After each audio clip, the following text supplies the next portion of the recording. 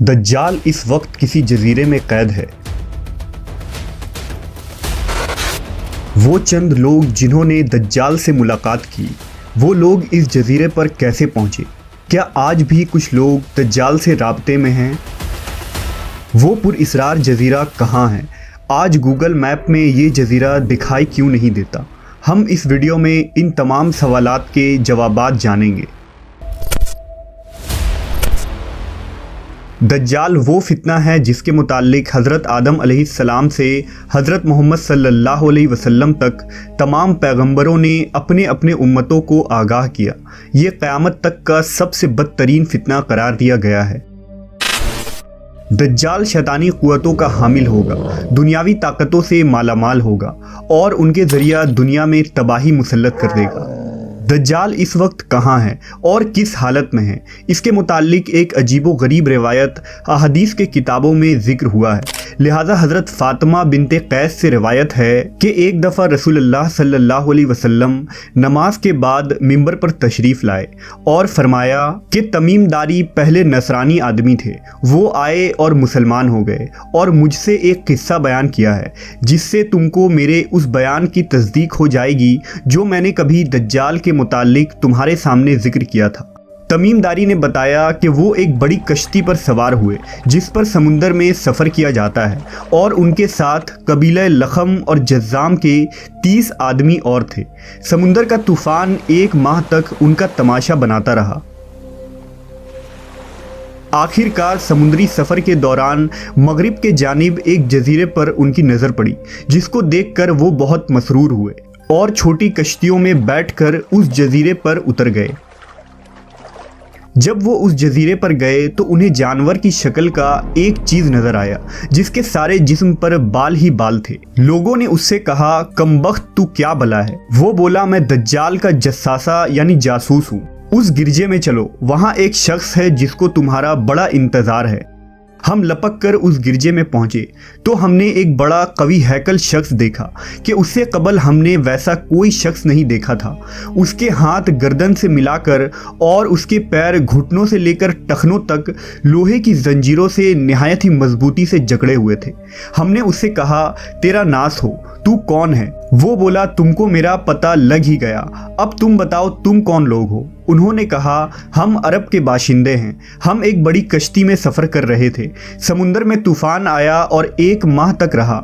इसके बाद हम इस जजीरे में आ गए। उसने कहा, मुझे ये बता कि बैसान के खजूरों में फल आता है या नहीं?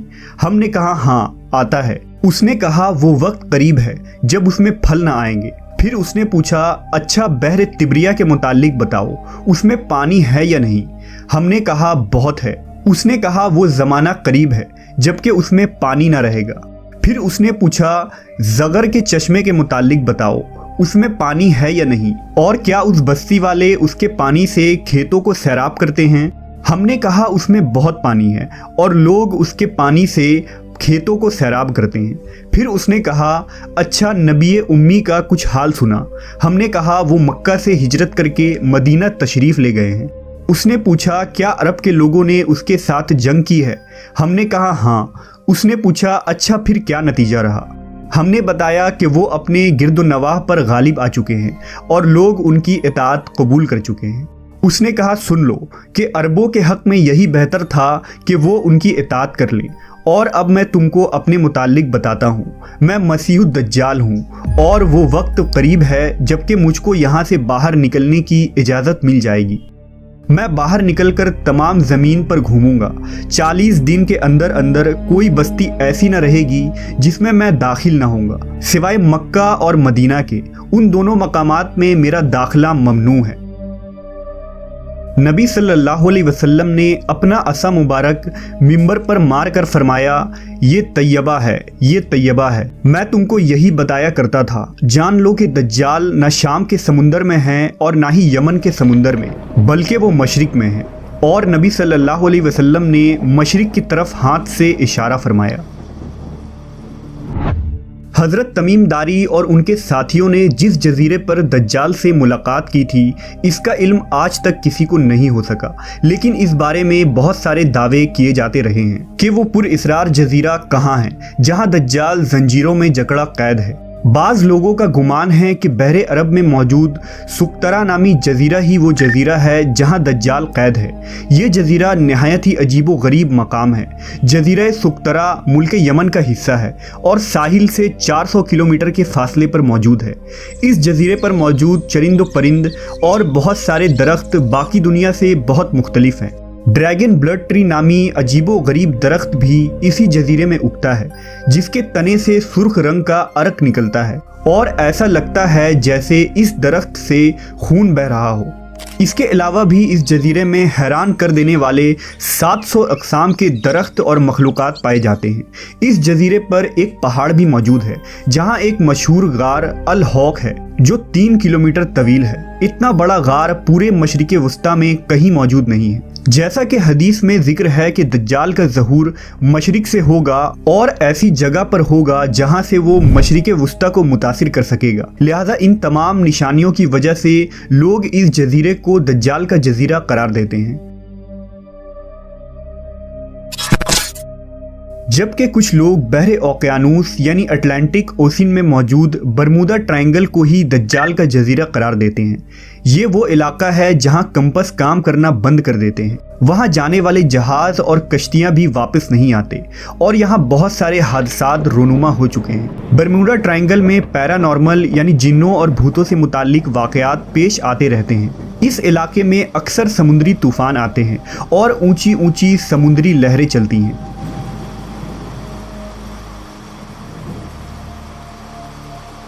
बरमूदा दरअसल किसी एक जजीरे का नाम नहीं, ये एक तकून नुमा इलाका है जिसके अंदर 300 से ज़्यादा गैर आबाद और सुनसान जजीरे मौजूद है जहां आज तक इंसानों ने कदम नहीं रखा है।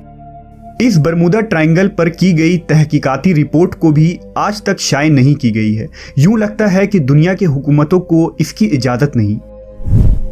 मशहूर मिस्री मुहक्किक दाऊद ईसा के मुताबिक बरमूदा तिकून का एक बड़ा हिस्सा दज्जाल के ज़ेर इस्तेमाल है।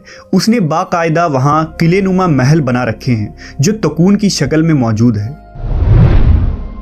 तारीख में दज्जाल के जजीरे के मुतालिक एक मशहूर दावा उस्मानी अमीरुल बहर और जोग्राफिया दां पीरी रईस का है, जिसने खिलाफत उस्मानिया के दौर में दुनिया का एक नक्शा तैयार किया था। इस नक्शे को अगर हम देखें तो इसमें एक पुरइसरार मकाम की निशानदही की गई है जहां उसने एक अजीब मखलूक की तस्वीर भी दिखाई है जो आधा इंसान और आधे जानवर की तरह नज़र आता है, जिसे लोगों ने दज्जाल करार दिया है।